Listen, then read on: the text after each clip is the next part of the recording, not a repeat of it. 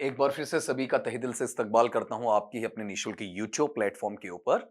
अपना जो pedagogical manner है उसके अंदर एक टॉपिक लगा हुआ है चैलेंजेस और डिफिकल्टीज वाला, जहां पर मेनली इसमें पढ़ने और पढ़ाने में टीचिंग लर्निंग जो प्रोसेस है, आपका शिक्षण अधिगम प्रक्रिया है, उसमें एक अध्यापक विशेष को, एक शिक्षक विशेष को बच्चों को पढ़ाते वक्त किस प्रकार की दिक्कतें आती हैं और एक बच्चे को पढ़ते वक्त किस प्रकार की दिक्कतें आती हैं as far as lingua franca is concern. जहां तक कि हमारी सेकंड लैंग्वेज है उसका संबंध है, उसका सवाल वहां पर रखा जाता है। ठीक है, तो यहां इस मैनर को चेक करिएगा, वहां इसमें अगला कहना क्या चाह रहा है। देखो, अपने टॉपिक का नाम क्या रहता है, डिफिकल्टीज इन लर्निंग इंग्लिश। ये अपना पार्ट 1 रहेगा। 10 सवाल इसमें आज आपको वहां पर लेने हैं। देखना चाह रहा, पहला सवाल आपके पास में, what is the primary distinction, जो आपका प्राथमिक स्तर पर जो भेद है या फिर आपका अंतर है या फिर भिन्नता देखने को मिलती है बिटवीन अ सेकंड लैंग्वेज, एक द्वितीय स्तर की भाषा, जिसे अगर मैं बोलना चाहूं तो बेटा इसे क्या कहूंगा, आपका इंग्लिश कहूंगा, आंग्ल भाषा वहां पर इसे बोलूंगा, अंग्रेजी भाषा इसे मैं वहां पर बोलना चाहूंगा, एंड ए फॉरेन लैंग्वेज, और साथ में कौन सा आपका वहां पर विदेशी भाषा में। अब गौर करो, यहां वाले पार्ट में थोड़ा सा आपको वहां क्या लगता है, एक जैसा लगता है कि सर इंग्लिश तो क्या है, फॉरेन लैंग्वेज नहीं है क्या? बिल्कुल है।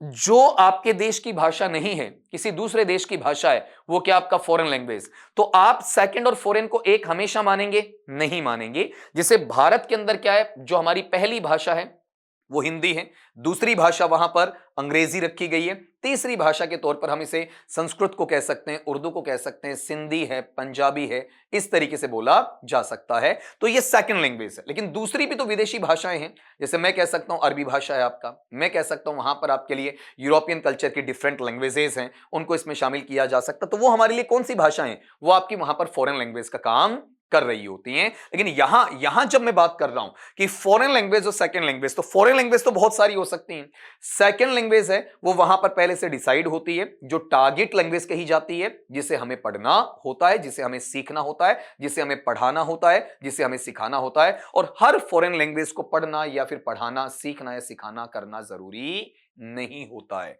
ठीक है, तो यहां वाले टर्म में देखिएगा जरा, अगले ने क्या कहा कि as second language is learned naturally, जो आपका द्वितीय स्तर की भाषा होती है उसे बड़े ही स्वाभाविक या फिर आपके नॉर्मल तरीके से नैसर्गिक अंदाज में आपका सीखा जाता है। While a foreign language is learned through study, जबकि जो विदेशी भाषा है उसे आपका अध्ययन के दौरान या फिर पढ़ते वक्त आपका सीखा जाता है। तो इसमें अगला कहना क्या चाह रहा है, इससे थोड़े से विचार को गूढ़ता के साथ में दिया हुआ है, इसको इंटरप्रेट करना आपको वहां पर आना चाहिए कि जो अपने पास में सेकंड लैंग्वेज होती है वो नेचुरली सीखी जाती है क्या बेटा? नहीं। नेचुरली कौन सी भाषा सीखी जाती है, जिसे अपन क्या कहते हैं, नेटिव टंग कहते हैं, या फिर क्या कहेंगे आपका, मदर टंग कहेंगे। जो लोकल लैंग्वेज होती है, स्थानीय भाषा होती है, मातृभाषा होती है, क्षेत्रीय भाषा होती है, उसे नेचुरली आपका सीखा जा सकता है। तो यह कथन तो अपने आप में गलत है, रीजन इसका पहला पार्ट सही नहीं है। फिर a second language is used in the local area whereas a foreign language is not।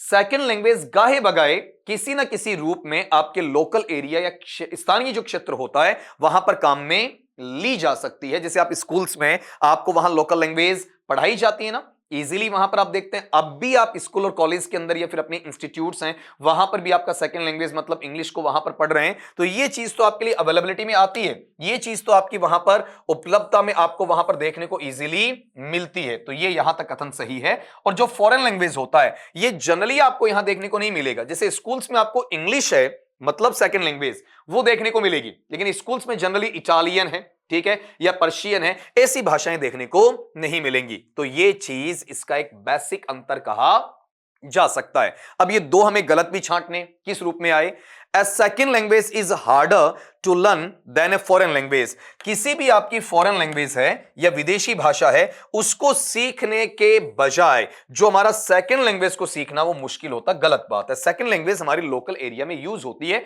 हमारी स्कूल्स में, कॉलेजेस में, हमारी यूनिवर्सिटीज के अंदर, हर जगह वहां पर हमें काम में देखने को मिलती है। तो ये चीज गलत है, ये सही कथन नहीं है। फिर अगला, ए foreign language is spoken at home. ये जो विदेशी भाषा है उसे घर पे बोलते हैं, कहां बोलते बोलते हैं भाई, बोलने की जगह तो नहीं होती आपका वहां पर। जबकि जो सेकंड लैंग्वेज है उसे हम घर पर नहीं बोलते, तो सेकंड लैंग्वेज तो फिर भी कभी कभार हम घर पर बोल लेते हैं, लेकिन फॉरेन लैंग्वेज है उसका चांस तो वहां पर बनता नहीं है। क्वेश्चन बहुत अच्छा है बेटा, इस पे गौर करना कि what is the primary distinction between A second language and a foreign language, कि एक द्वितीय स्तर की भाषा और विदेशी भाषा, उसमें मुख्य अंतर क्या है। तो सेकंड लैंग्वेज है वो लोकल एरिया में यूज हो सकती है, लेकिन फॉरेन लैंग्वेज है वो लोकल एरिया में यूज जनरली नहीं होती है। अगले सवाल पे आ जाएं। Which of the following factors, निम्नांकित में से ऐसा कौन सा पहलू है, ऐसा कौन सा एस्पेक्ट या पक्ष है, प्राइमरीली प्राथमिक स्तर पर अफेक्ट्स प्रभावित करता किसको, सेकंड लैंग्वेज एक्विजिशन को। इसे अगर मैं कहना चाहूं तो इसे क्या कहूंगा आपका, SLA, सेकंड लैंग्वेज एक्विजिशन, इसके साथ में से यूज किया जाता है। एक्विजिशन का मतलब क्या होता है, अर्जन होता है, उसकी प्राप्ति वहां पर उसे कही जाती है। तो निम्नांकित में से कौन सा ऐसा पहलू है, कौन सा ऐसा पक्ष है जिसे आप दूसरे स्तर की भाषा का अर्जन कह सकते हैं, उसे मान सकते हैं, और वो चीजें इनको प्रभावित भी करती हैं। तो the similarity between the first and second language, जो हमारी प्राथमिक या प्रथम भाषा होती है, कई बार ये नेटिव टंग भी हो जाती है, मातृभाषा मदर टंग भी हो जाती है, कई बार ये आपकी नेशनल लैंग्वेज राष्ट्रभाषा भी आपकी हो जाती है, और सेकंड लैंग्वेज जिसे हमें सीखना और सिखाना होता है, तो उनमें बहुत ज्यादा सिमिलरिटीज बिल्कुल आती हैं। ठीक, the age of the learner, अधिगम करता जो शिक्षार्थी होता है उसकी उम्र क्या है, वो भी इसे प्रभावित करती है। द लर्निंग एनवायरमेंट, जो अधिगम का आपका माहौल है, आपका वहां पर पर्यावरण कैसा है। ठीक है, मैं पर्यावरण नहीं बोल रहा हूं, परिधन आवरण तोड़ के मैंने बोला है आपका, लेकिन ज्यादा अच्छा वर्ड क्या है, एटमॉस्फेयर, मतलब उसके लिए आपका माहौल कैसा है। ये तीनों चीजें वहां प्रभावित करती हैं। अगर सेकंड लैंग्वेज का एक्विजिशन लेना चाहते हैं, उसका अर्जन करना चाहते हैं, उसे आत्मसात वहां पर करना चाहते हैं। अगले सवाल की तरफ बढ़े आपका, which of the following is a common difficulty, निम्नांकित में से कौन सा ऐसा है जिसे एक सामान्य परेशानी का सबब कह सकते हैं, सामान्य परेशानी का भाग कह सकते हैं, किसमें, learning English as a second language, अंग्रेजी भाषा या आंग्ल भाषा को द्वितीय भाषा के रूप में सीखने में, जहां पर भारतवर्ष की बात आती है, तो निम्नांकित में से ऐसा कौन सा पार्ट है जो आपका कॉमन डिफिकल्टी में या सामान्य कठिनाई या सामान्य परेशानी में आपको देखने को मिल सकता है। तो गौर करो, इन्फ्लुएंस ऑफ मदर टंग, मातृभाषा है, उसका प्रभाव बिल्कुल देखने को मिलता है।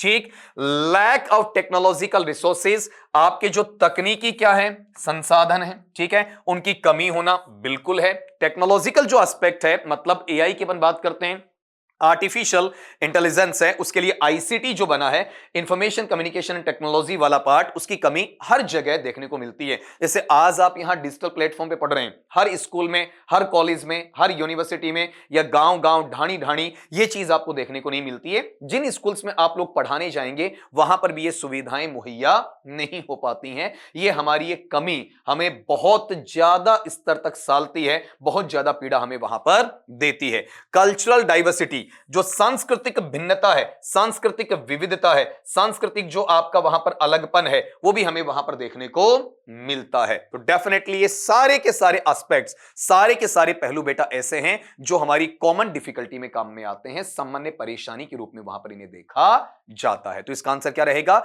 All of the above. Influence mother tongue का होता है, टेक्नोलॉजिकल रिसोर्सेज की कमी होती है, कल्चरल जो आपकी भिन्नता वो देखने को मिलती है। क्वेश्चन नंबर 4, थोड़ा सा इसमें अपनी तरफ से भी आप देखिएगा कि अपना खुद का आंसर अगर आपको मिलता है तो आपको कितना अच्छा लगता है कि हां सर हमने ये आंसर टिक मार्क किया था और आपने आंसर वही लगाया। और यहां पर आप टेस्ट भी हो जाएंगे, इनसे डरना नहीं है, बल्कि अपने आप को क्या करना, वहां पर आपका टेस्ट करना है। मैं सबके लिए क्या दूंगा, आपका 5 से 7 सेकंड्स आपको वहां देता रहूंगा ताकि आप इजीली इसका आंसर वहां पर कर पाए। तो देखा होगा आपने क्वेश्चन, पढ़े बेटा, कि हाउ डज कल्चरल डाइवर्सिटी, जो आपकी सांस्कृतिक भिन्नता या फिर आपका अलग अंतर वाला स्तर आता है, वो इंपैक्ट का मतलब क्या है, जो प्रभाव डालता है, ठीक है, सेकंड लैंग्वेज लर्निंग पर, किस पर, आपका द्वितीय स्तर की भाषा के अधिगम पर जो आपका प्रभाव डालता है, वो आपको वहां पर चेक करना है। तो इसमें से कौन सा है जो सांस्कृतिक भिन्नता या विभिन्नता है, उसका रूप हमें देखने को मिलता है, जो नेगेटिव आना चाहिए आपका, पॉजिटिव नहीं। पहले, इट इनहांसेस लर्निंग, यह आपकी लर्निंग या अधिगम में वृद्धि करता है।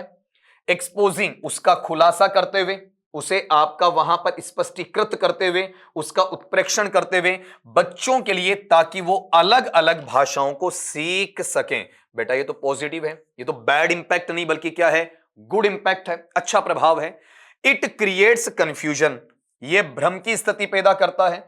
ड्यू टू डिफरेंसेस, उन भिन्नताओं की वजह से, उन अंतर की वजह से जो सोशल नॉर्म्स में आते हैं, अलग अलग जो आपके सामाजिक तंतु आते हैं उनकी वजह से, एंड एक्सप्रेशंस, अलग अलग आपकी अभिव्यक्तियां वहां देखने को मिलती हैं उनकी वजह से। बिल्कुल, ये इसका नेगेटिव इंपैक्ट है जब सामाजिक तौर पर उनकी अभिव्यक्तियां, उनका जो आचरण है, उनका जो व्यवहार है, उनके जो विचार हैं, वो बहुत ज्यादा प्रभाव वहां पर देखते हैं, बहुत ज्यादा प्रभाव हमें देखने को मिलता है। तो ये पैटर्न किस में चला जाएगा? आपका कल्चरल डाइवर्सिटी में देखने को चलेगा, जो उसका नेगेटिव इंपैक्ट आता। तो आंसर तो मिल गया, लेकिन बाकी दो को मैं काटूंगा। It has no effect on language learning, भाषा के अधिगम में इसका कोई प्रभाव नहीं होता है। बिल्कुल होता है, कैसे नहीं होता आपका। इट मेक्स लर्निंग इजियर, यह भाषा के अधिगम को आसान बनाती है। आसान नहीं बनाती है, कुछ कॉम्प्लेक्सिटीज लेकर आती है, कुछ आपकी जटिलताएं लेकर आती है। बाई प्रोवाइडिंग, उपलब्ध करवाते हुए, प्रदान करवाते हुए, बहुगुणित अवस्था में जो पर्सपेक्टिव्स हैं, पर्सपेक्टिव्स का मतलब जो आपके परिप्रेक्ष्य होते हैं, उनके आधार पर इन्हें आपको देखने को मिलता है, उनके आधार पर इन्हें आपको जोड़ने को मिलता है। ठीक है, तो यहां पर गौर करना, ये बाकी तीन चीज हैं, ये प्रॉपर इंपैक्ट नहीं है आपका। ये जो रियल इंपैक्ट है वो क्या होता है? जब भी आप सेकंड लैंग्वेज को सीख रहे होते हैं तो उस वक्त कल्चरल डाइवर्सिटी, आपके डिफरेंट जो सोशल नॉर्म्स आते हैं, डिफरेंट जो आपके एक्सप्रेशंस आते हैं, उनकी वजह से क्या क्रिएट करती है? आपका कंफ्यूजन क्रिएट करती है। क्वेश्चन नंबर 5 देखिएगा, फिर से मैं कहूंगा कि 5 से 7 सेकंड्स आपको वहां पर इसमें लेने हैं। देखिए सवाल आपके सामने मैंने क्या रखना चाहा है, इसमें सीधा सीधा आपको बताना, बेटा आपका सेकंड लैंग्वेज को जब लर्न करते हैं तो उसका जो प्राथमिक उद्देश्य है, जो प्राथमिक लक्ष्य है, वो आपका वहां पर क्या होना चाहिए। ये आप सीएलटी से जोड़ सकते हैं, कम्युनिकेटिव लैंग्वेज टीचिंग है, उसके साथ में से आप वहां पर जोड़कर रख सकते हैं। देखिए जरा सवाल क्या है, क्वेश्चन अपने पास में क्या आया कि what is the primary goal, प्राथमिक उद्देश्य या प्राथमिक लक्ष्य क्या रहेगा किसका? वहां पर जब आप सेकंड लैंग्वेज को सीख रहे होते हैं, दूसरी भाषा मतलब इंग्लिश को वहां पर इंडिया के लिहाज से आप सीख रहे होते हैं, तो अपने पास सीएलटी में जब अपन पढ़ते हैं तो दो नाम आते हैं बेटा। एक तो कौन सा आता है आपका वहां पर? लिंग्विस्टिक कॉम्पिटेंस का नाम आता है, भाषाई जो आपकी प्रतिस्पर्धा है, भाषाई जो आपकी दक्षता है, निपुणता है, प्रवीणता है। और दूसरा इसमें अपन टर्म लेना चाहें तो बेटा ये किस में चला जाएगा? आपका वहां पर कम्युनिकेटिव कॉम्पिटेंस में चला जाएगा। मतलब इसे क्या कहेंगे? संप्रेषणात्मक स्तर के आधार पर इन चीजों को आगे बढ़ाना। ये कम्युनिकेशन वाला जो पार्ट है ये किस में जुड़ेगा? आपका वहां फ्लुएंसी में। और ये वाला जो हिस्सा है बताओ ये किस में जाएगा? आपका वहां पर एक्यूरेसी में, ये शुद्धता में जाएगा। और नीचे वाला किस में आएगा? आपका वहां पर धारा प्रवाहिता में लिया जाएगा। ठीक है, तो अब चेक करो हम क्या चाहते हैं सीएलटी में कि बच्चा पहले भाषा में फ्लुएंट हो जाए और उसके बाद में वो एक्यूरेसी ले आए। ग्रामेटिकल कॉम्पिटेंस है वो बाद में लाए और जो आपका कम्युनिकेटिव कॉम्पिटेंस है वो पहले लेकर आए। ये डेल हाइम्स का हिस्सा है, ये नॉर्म चोमस्की का हिस्सा है। तो यहां चेक करना, टू मेमोराइज वोकैबुलरी, जो शब्द भंडार है उसका रट्टा मरवाना नहीं, ये प्राइमरी पर्पस नहीं है अपना वहां पर। टू पास एकेडमिक एग्जामिनेशंस, अकादमिक स्तर की परीक्षाओं को उत्तीर्ण करना मात्र, ये तो खाली और खाली क्या बढ़ाएगा? आपका लिंग्विस्टिक कॉम्पिटेंस बढ़ाएगा। हमारा मेन काम क्या होता है? जहां पर हम बच्चे को इस चीज के लिए आगाह कर देते हैं कि बेटा तुम्हारे अंदर जो प्रतिस्पर्धा, दक्षता, निपुणता या प्रवीणता या कुशलता आनी है वो संप्रेषण के कौशल की आनी चाहिए, जिसको आराम से विकसित करवाया जा सकता है। Definitely it is there. और फिर to learn about a new culture, आपको एक नई जो संस्कृति है उसके बारे में सीखना होता है। नहीं, नई संस्कृति को सिखाना इसका मूल उद्देश्य वहां पर नहीं होता है। जो सेकंड लैंग्वेज का लर्निंग है उसका प्राइमरी गोल मेरे पास में क्या रहेगा बताओ? जहां पर आप एक नया कल्चर होता है, नए कल्चर को लर्न करने के बारे में जानते हैं, उसके बारे में इच्छा रखते हैं, उसकी एक तलब वहां पर आपको होनी चाहिए। अगले सवाल पे आए, Which method is most effective in overcoming pronunciation difficulties in second language learners? जो दूसरी भाषा के अधिगम करता है, मतलब आज इंडिया में अपन लिंग्वा फ्रैंका इंग्लिश की बात कर लें तो वहां पर जो आपके एसएलएल हैं, सेकंड लैंग्वेज लर्नर्स की अपन बात करते हैं, तो वहां उनका उच्चारण संबंधी जो विकार है, विकृति है, वो हद से ज्यादा आपको वहां पर देखने को मिलती है।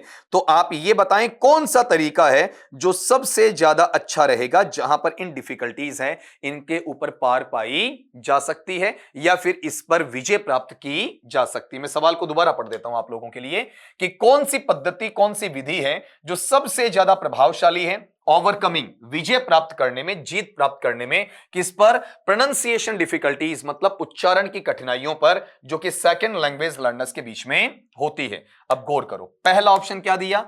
मेमोराइजिंग की हम रट्टा मार लें, किसका? फोनेटिक सिंबल्स का। तो सिंबल्स का रट्टा मारना तो क्या है, हमारे पास खाली सिंबल ही आए, उच्चारण तो नहीं आया, उसका प्रैक्टिस तो नहीं हुई, उसका ड्रिलिंग तो हमें देखने को वहां पर नहीं मिला, तो ये तो अपने आप में आधा अधूरा आंसर है। फिर लिसनिंग टू नेटिव स्पीकर्स, बिल्कुल, जो सेकंड लैंग्वेज के लर्नर्स हैं, जो सेकंड लैंग्वेज को सीखने वाले हैं, उन्हें चाहिए कि मूलतः जो सेकंड लैंग्वेज बोलते हैं, जैसे ब्रिटिशर्स हैं आपके, इंग्लैंड वाले हैं, वो जो नेटिव स्पीकर्स हैं किसके? आपके वहां पर इंग्लिश के हैं, उनको आप ध्यान से सुने और फिर उन्हें कॉपी ना करें, इमिटेट करें, नकल ना मारें, उनका अनुकरण करने का भरसक प्रयास करने की कोशिश आप करें। यह चीज इसका आंसर रहेगा, यह सबसे अच्छे तरीके से सुधार सकता है। Translating from the first language, पहली भाषा से उसका अनुवाद करना है, तो ट्रांसलेशन कम ग्रामर मेथड, टीसीजी या जीटी मेथड की तरफ ले जाएगा। इसका तो उच्चारण से कोई दूर दूर तक रिलेशन नहीं है।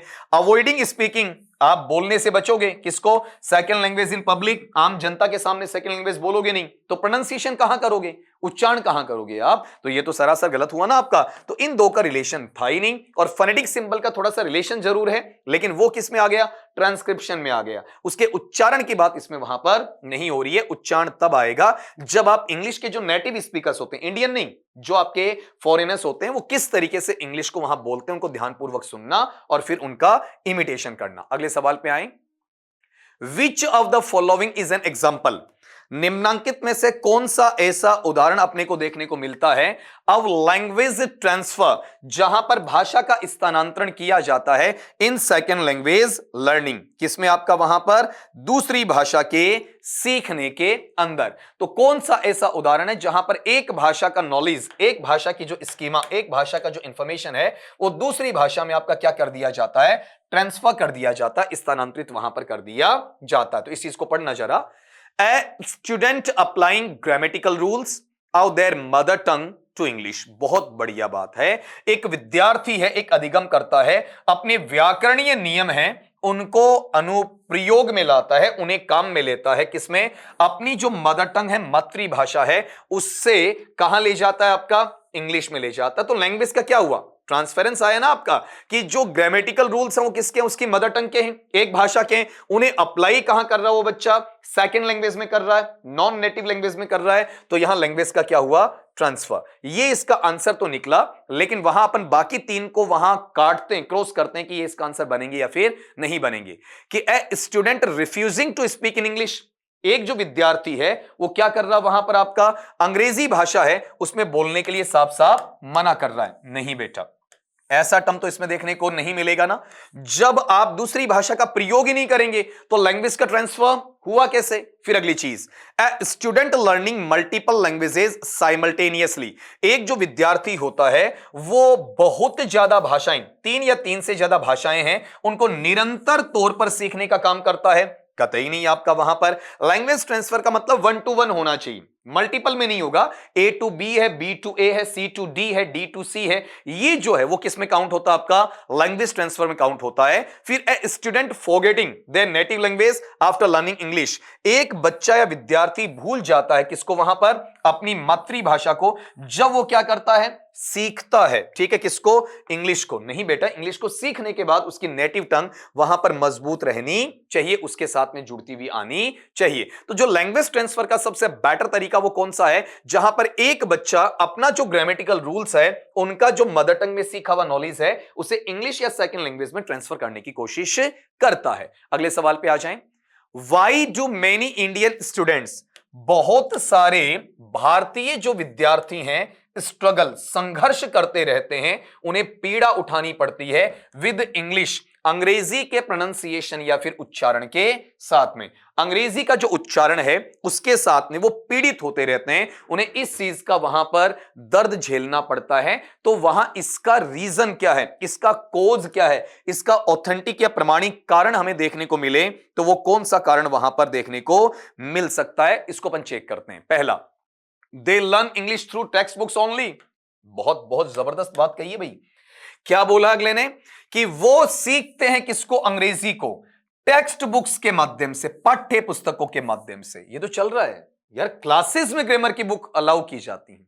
आप ग्रामर की बुक्स लेके उसकी रीडिंग लगा रहे हैं, फला पेज पर, फला आपके पैरा में, फला सीक्वेंस में, इस तरीके से। तो भाई क्यों ना इसे पहले तैयार करवा लिया जाए, ठीक है, क्यों ना इसका वहां पर स्लाइड्स या पीपीटी तैयार करवा ली जाए आपका, या हो सकता है कि आप वैसे एग्जांपल्स खुद बना के दे दें, that will be quite better ना, ये ज्यादा अच्छा होगा, बजाय वहां पर बच्चों के हाथ में किताबों को थमा देना। यहां बच्चा है, उसका प्रोनाउंसिएशन हर हाल में बिगड़ेगा, ठीक है, वो मातृभाषा का उच्चारण इस पर देना चाहेगा, तो ये चीज नहीं होनी चाहिए। बच्चे को जहां तक हो सके सेल्फ स्टडी के तौर पर आप टेक्स्ट बुक कह सकते हैं, घर पे पढ़े, प्रॉब्लम आए तो टीचर के पास में हाईलाइट करके ला सकता है। हां, कोई पोइट्री का आपका पार्ट है, कोई आपका प्रोज का, तो उसके लिए भी आप शीट्स प्रोवाइड कर सकते हैं।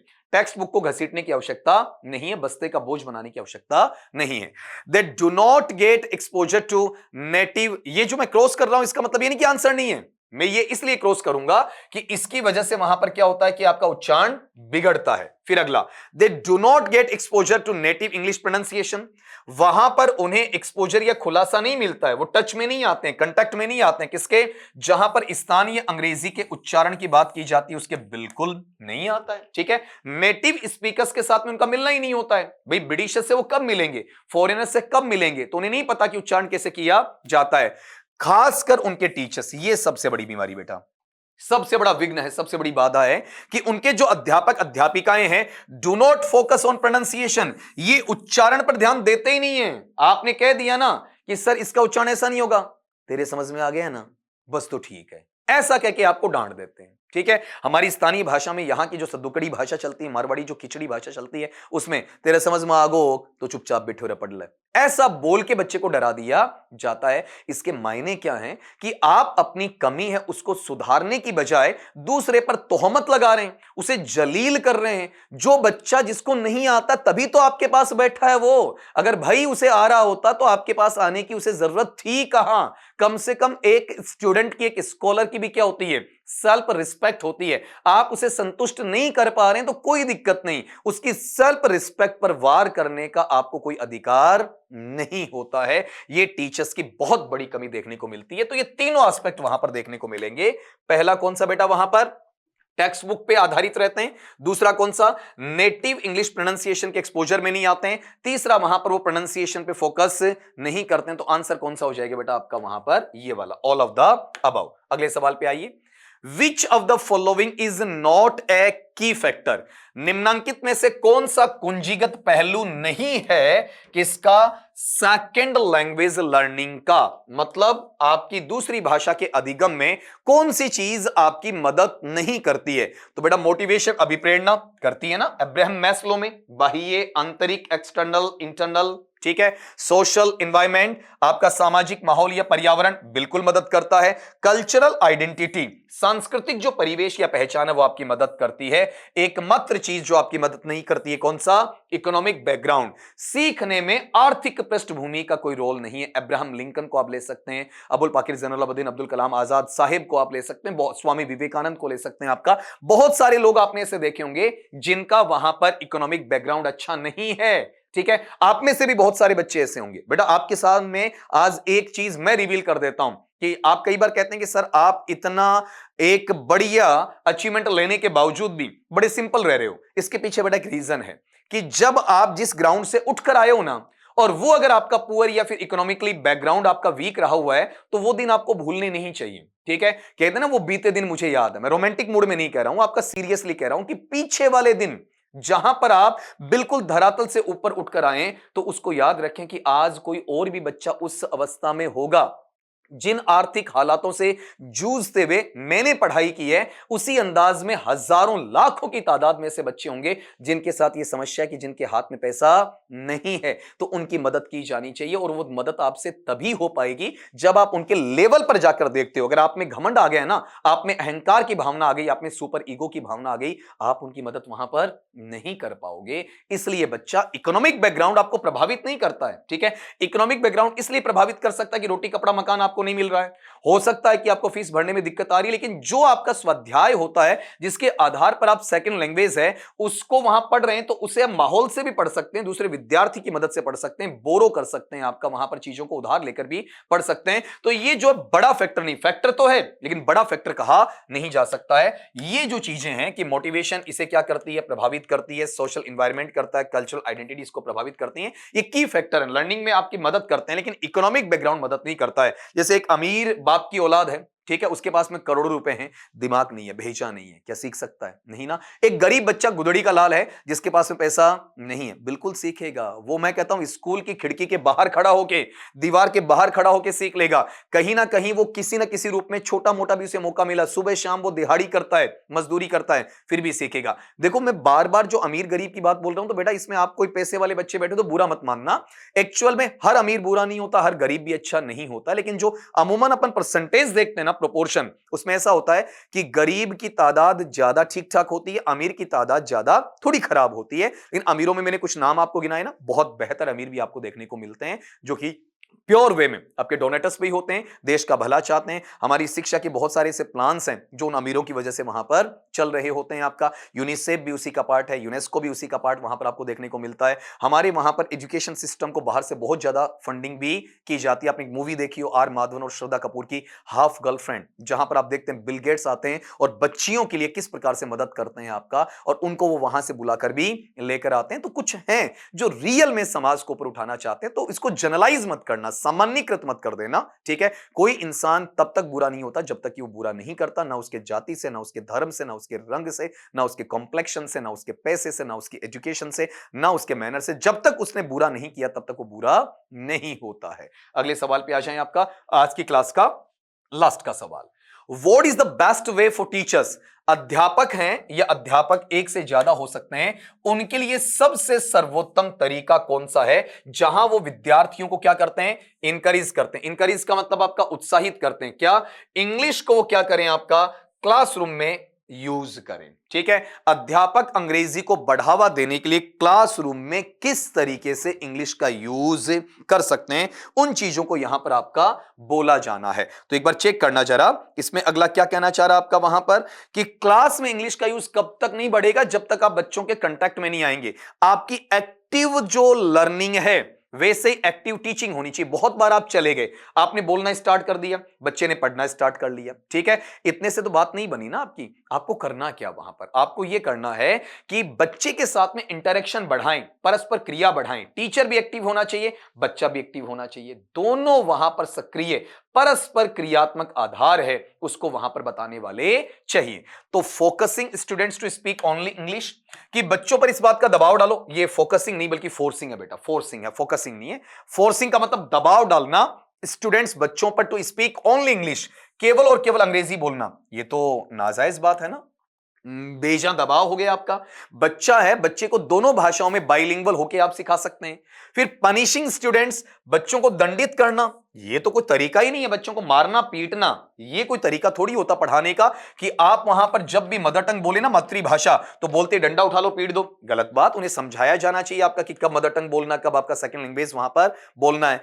क्रिएटिंग एंड इंटरएक्टिव, आप एक ऐसा माहौल तैयार करेंगे, निर्मित करेंगे जो परस्पर क्रियात्मक होता है, लर्नर टू लर्नर होता है, लर्नर टू टीचर होता है, टीचर टू लर्नर होता है, और साथ में बच्चों को शामिल करेंगे उसी लर्निंग एनवायरनमेंट में, अधिगम के उस माहौल में वहां पर आपको तैयार करना होता। बेशक ऐसा आपको वहां पर तैयार करना पड़ेगा। अगले में giving students only written exercises, जहां पर आप विद्यार्थियों को केवल लिखित जो अभ्यास है वो देते हैं। रिटन तो सबसे बुरा माना जाता है, सबसे बेस में माना जाता है, LSRW, ठीक है। बच्चों को लिखावट सिखाइए, कैलीग्राफी सुधार दीजिए, राइटिंग की स्पीड बनवा दीजिए, फिर क्लास में रिटर्न वर्क नए के बराबर होना चाहिए। अगर रिटर्न वर्क तब ज्यादा होता है ना, तो ये डेफिनेटली क्या होता है, इनकरेक्ट होता है, आपका वहां पर इमोरल होता है, इम्प्रॉपर आपको देखने को वहां पर मिलता है। तो बेटर थिंकिंग क्या है, creating an interactive and engaging learning environment, जहां पर आप परस्पर क्रियात्मक आधार पर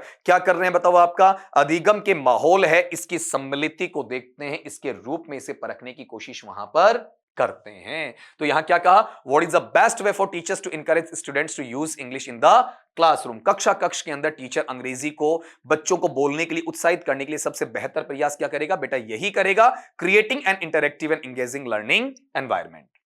आज की क्लास के 10 सवाल, ये आपका डिफिकल्टीज इन लर्निंग इंग्लिश है, उसका वहां पर पार्ट 1 था आपका। और उम्मीद करता हूं कि मैंने काफी कुछ इसमें बताने की कोशिश की है फर्स्ट लैंग्वेज और सेकंड लैंग्वेज के आधार पर। और कहते हैं ना कि उम्मीद पर दुनिया कायम है, तो इसका सेकंड पार्ट जल्दी ही आपके सामने आने वाला है। तब तक आप पढ़िए और अपने स्वाध्याय को जारी रखना है। वादा करिए मुझसे कि सर ये रीट एलिजिबिलिटी हर हाल में हम आपको क्रैक करके दिखाएंगे। और आप में से कोई भी ऐसा बच्चा नहीं होना चाहिए जिसके 30 में से 20 से ज्यादा मार्क्स वहां पर ना आए। इसी उम्मीद के साथ में आपसे विदा लेता हूं, मिलता हूं नेक्स्ट क्लास में। तब तक के लिए सभी दोस्तों को मेरी तरफ से शब्बा खैर।